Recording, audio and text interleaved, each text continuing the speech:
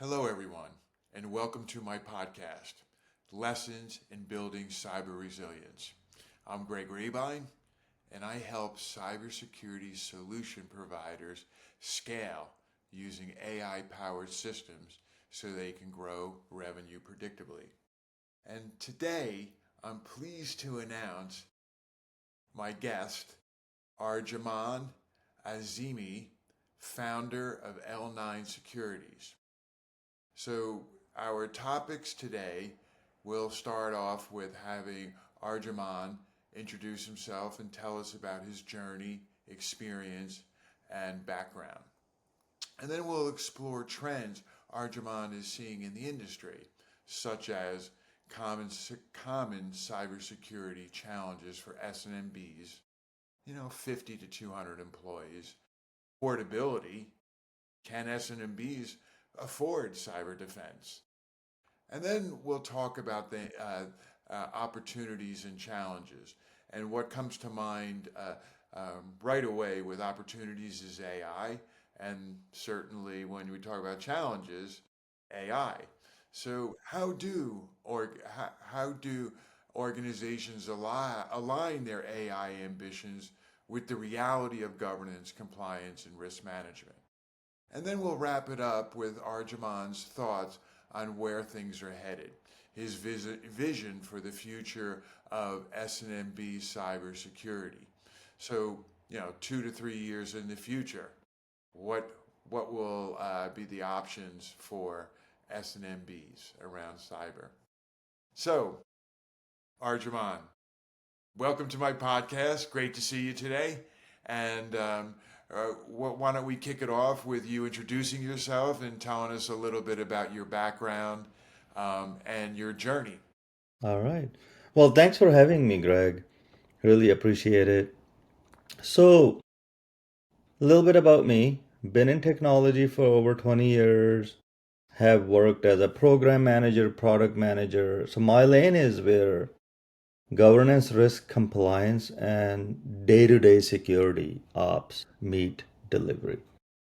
I am also a release train engineer. Like, what it means is that I'm a safe, agile guy. I've been a scrum master. Release train engineer is more like a program manager in the in the agile world. I've run PI planning, and then of course aligned multiple teams in security and privacy. So I've built third party risk programs, and my core view is that privacy defines the rights, security enforces them, right?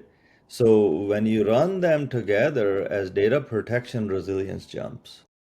So that's my core view. Um, so, I see in your website you specialize in helping S&MBs, but when I look at your resume and your background, I was pretty impressed. So I guess what I'd like to ask you is, you've helped scale Kaiser Permanent Permanent's platform across 300 clinics during COVID. Now, how does that experience influence the way you help small clinics and S&MBs build cyber resilience? Yeah, that's a great question, and thank you. Well, Kaiser is a large company, Kaiser Permanente. So during COVID, of course, there was a demand for video, like you and I are talking right now, right? I mean, there was a demand that doctors should be able to see patients. I mean, of course, you can turn on a camera with FaceTime or whatnot, right? You can see a doctor, but it's not HIPAA compliance. So that's where the challenge lies, right? I mean, yeah, I mean, they can claim to be secure, but how secure are they? So that's where we built a platform, right, where doctors can see patients and they are HIPAA compliant for the most part.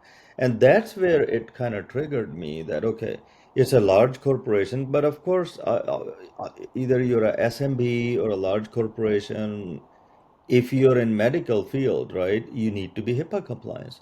So that's where it kind of stemmed from, where I thought, okay, you know what?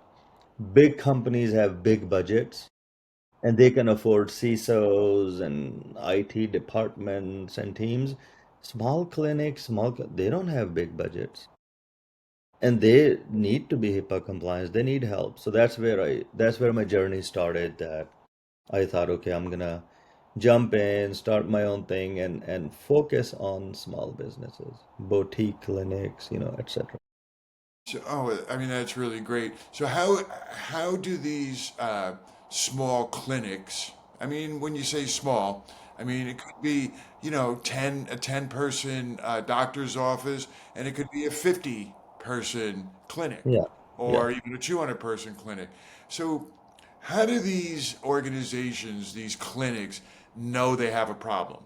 In other words, how do they know A, that they're vulnerable, and B, that they're not compliant, HIPAA compliant?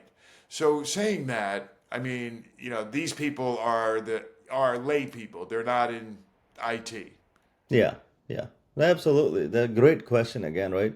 I mean, I mean, this, I mean, the HIPAA, I mean, it's all about privacy, data protection, making sure, and not only from the outsiders though, right? Even inside the company.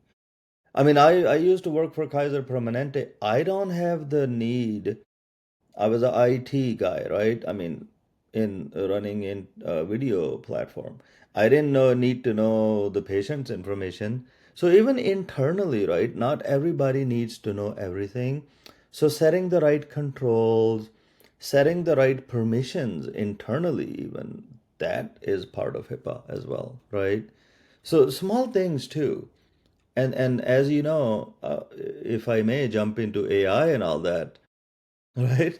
So these days, I mean, deepfakes and voice and video scams are now real money movers these days, right? For example, you take the Hong Kong multi-party deepfake CFO case, pushed out what, 25 million? So, I mean, these are small clinics, and there's a saying, right, that these small clinics, I'm too small, nobody's out there to get me. They definitely are.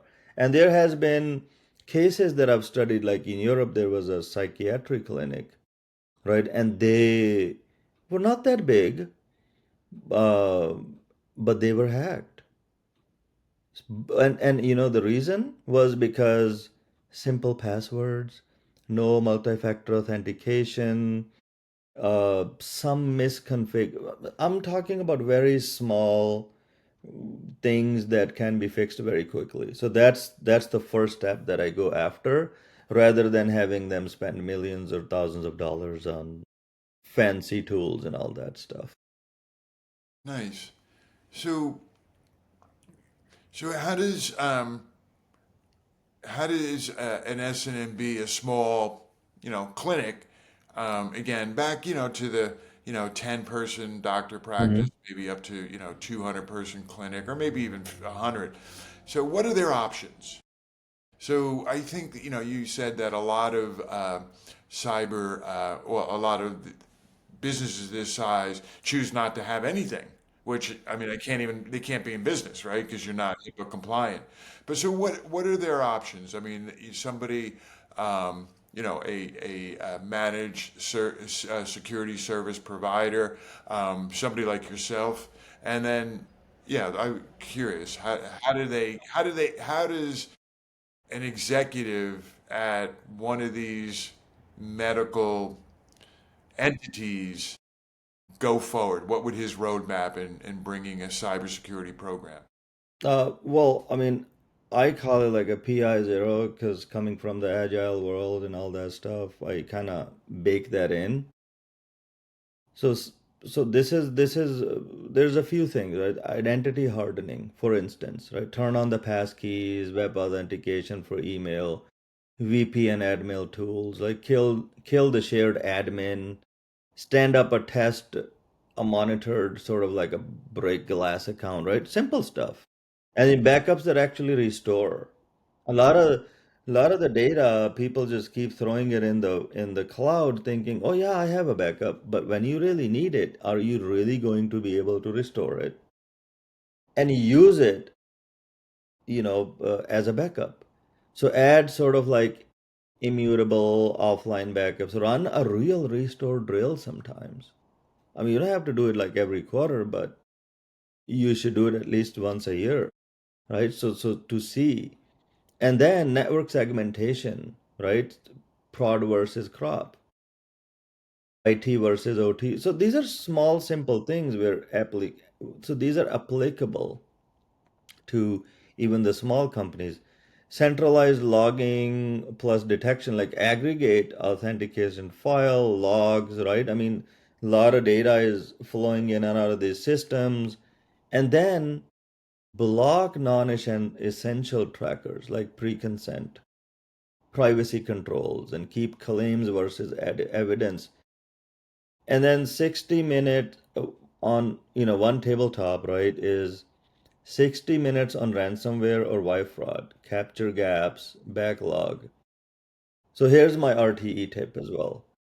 Time box each, like if you're trying to run a cyber program or IT program, time box each as a story, demo the artifacts at sort of like a month end, and don't overscope. A lot of the times, we're overscoping everything, and ship with certainty, right? When you're doing stuff, you need to know, like, if I'm doing this backup, it's actually going to work when I really need it, right? I mean, sometimes offline backups. So, I mean, risk tiers. So there's a lot. I have sort of like a discovery call that I do with my clients, and we ask them very specific questions like, okay, do you have online backups? Do you have multi-factor authentication? These are the simple things. If your passwords are not on a sticky note on your desktop, right?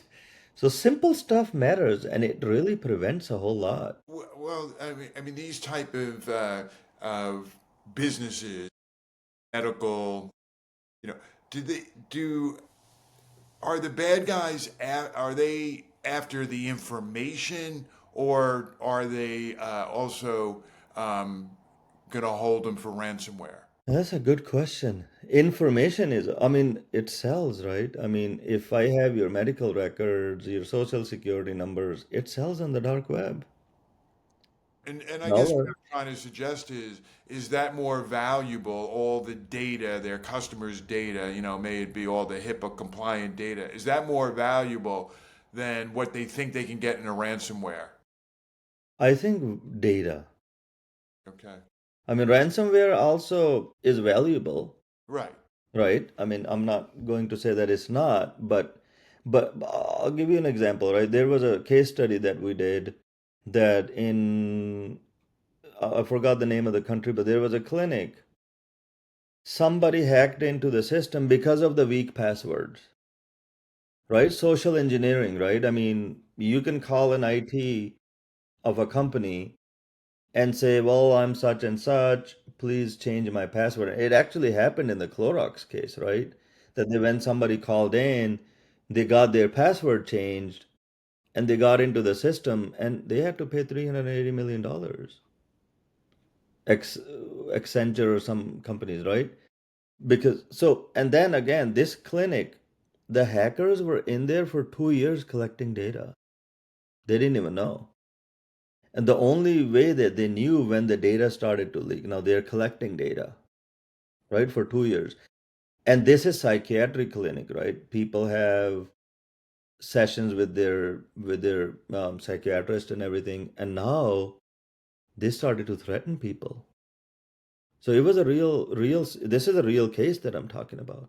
So how valuable that data, I mean, is psychiatrist patient confidentiality, right?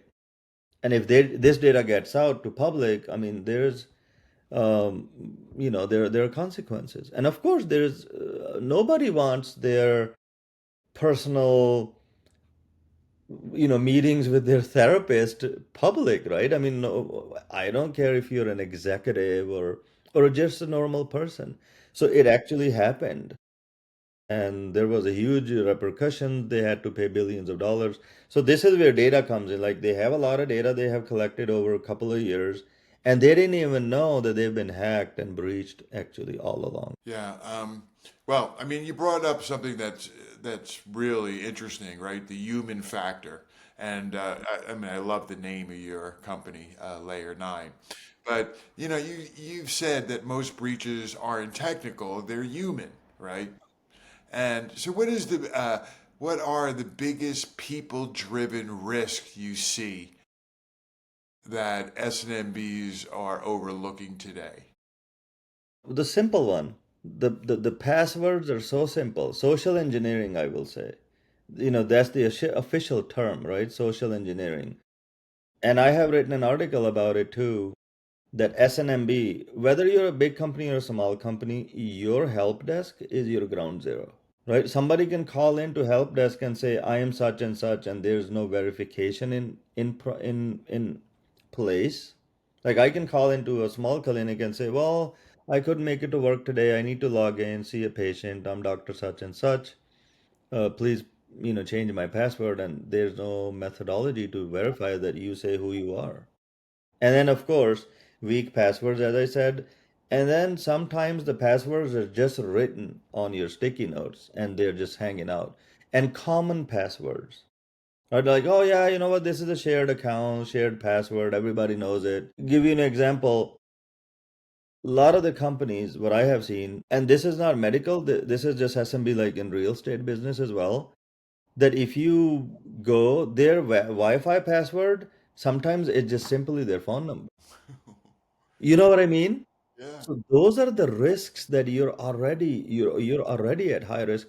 So these are very minute, small thing that cost you no money. And if you can fix this, you're already secured.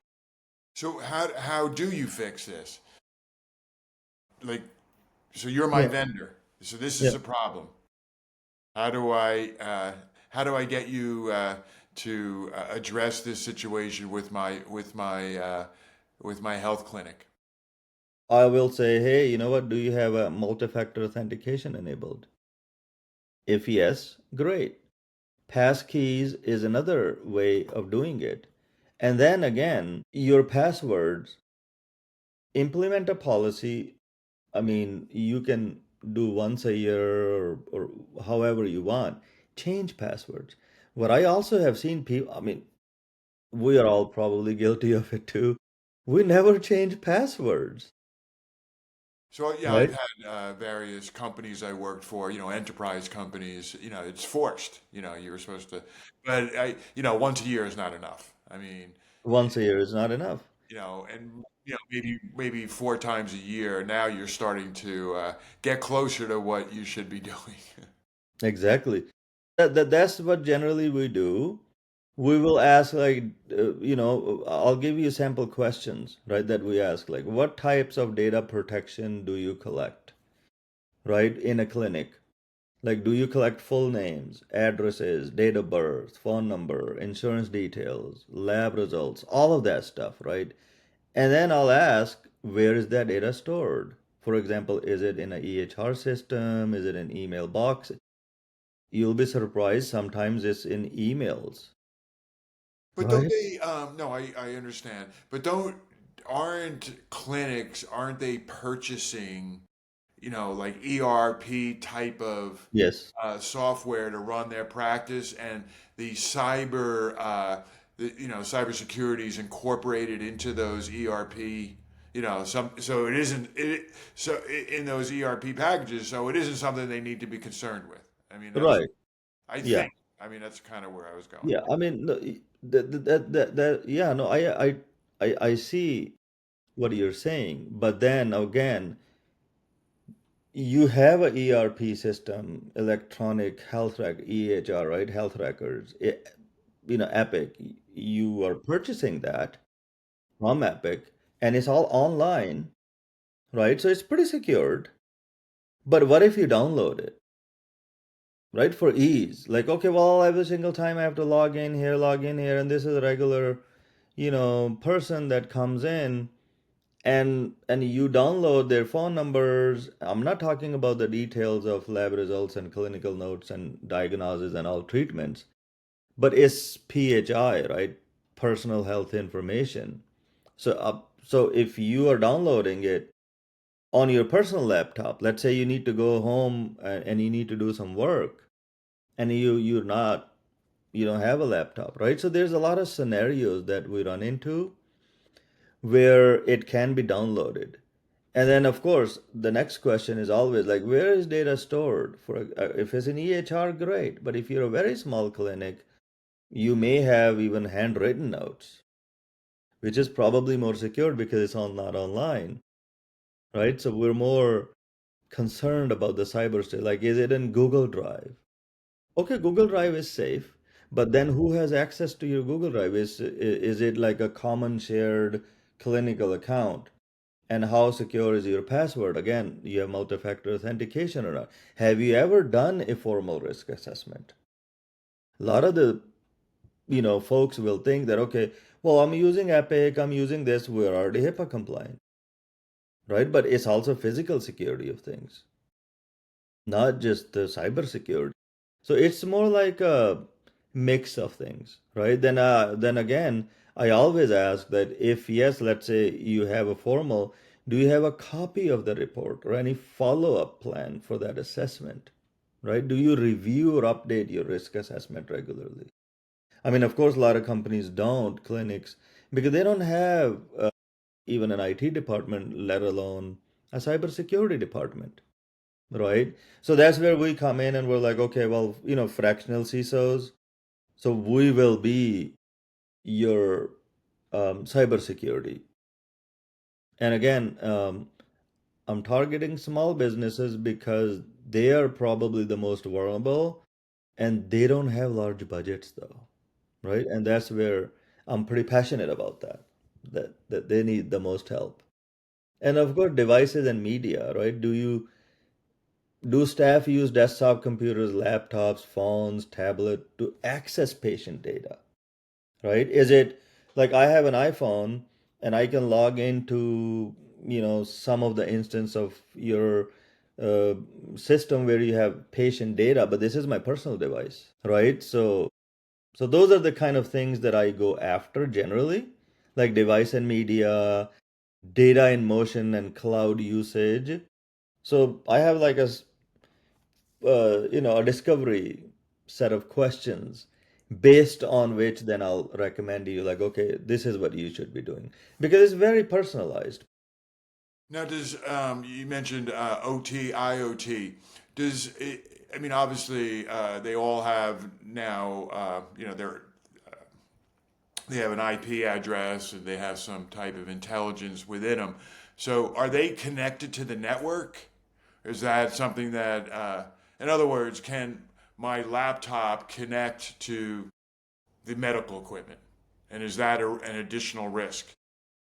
Yes, absolutely.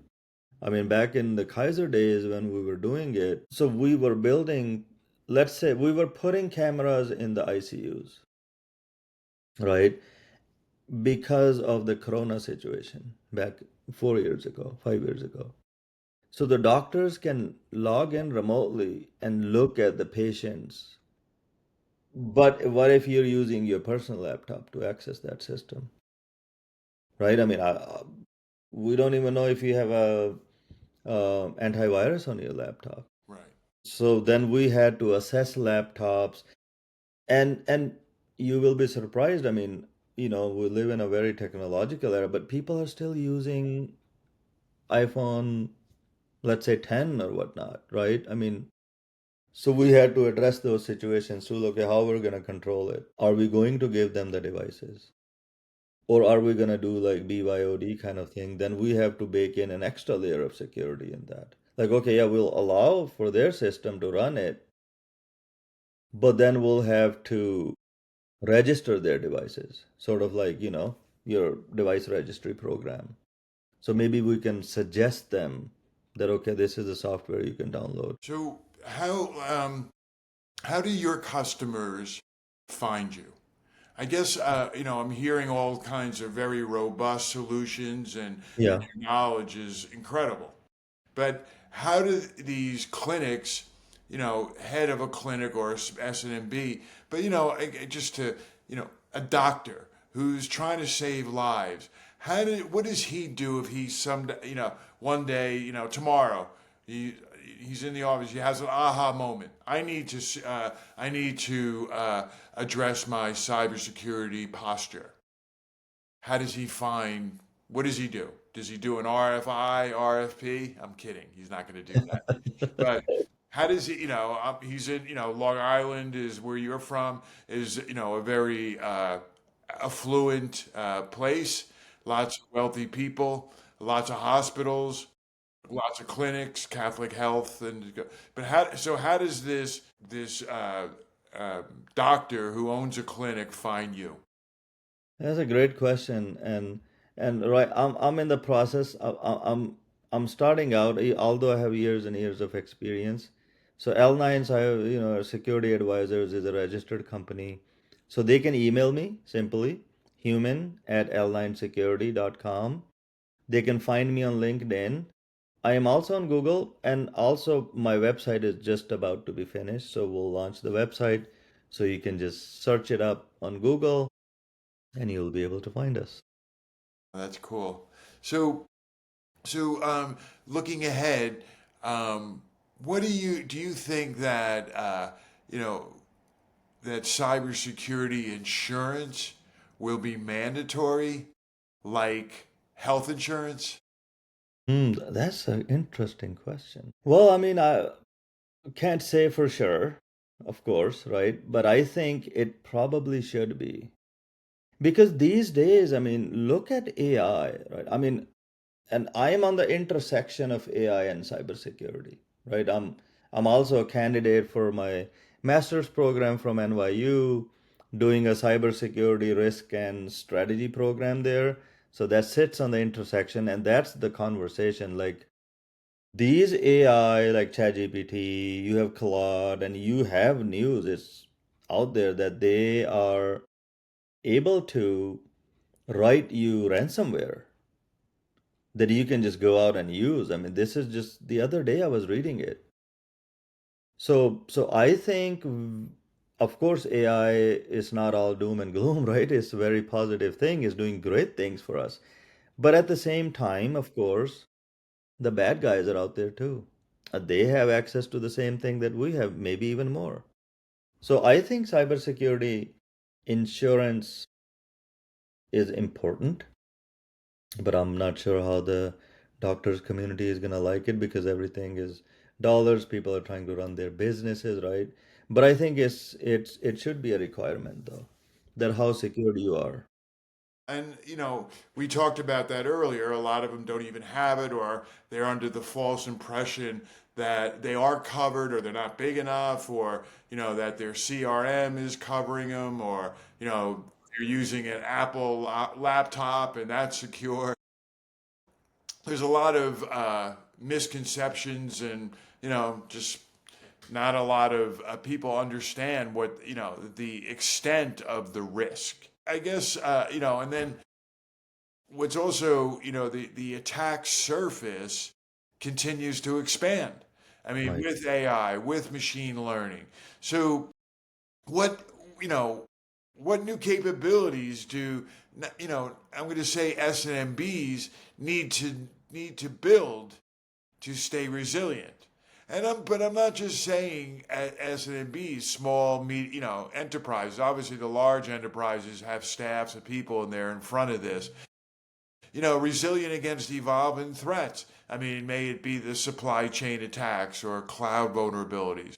But, and then talked about AI. Yeah, I just wrote an article about this too on LinkedIn. The cybersecurity strategy for Medicare, fictitious hypothetical company, right? And also you talk about SNMB attack surface. So IoT is another thing, right? I mean, everything that is connected to a network is your attack surface. I mean, it's not like the old days, right? I mean, you have a building and you have a wall to enter. Now you have multiple entry points.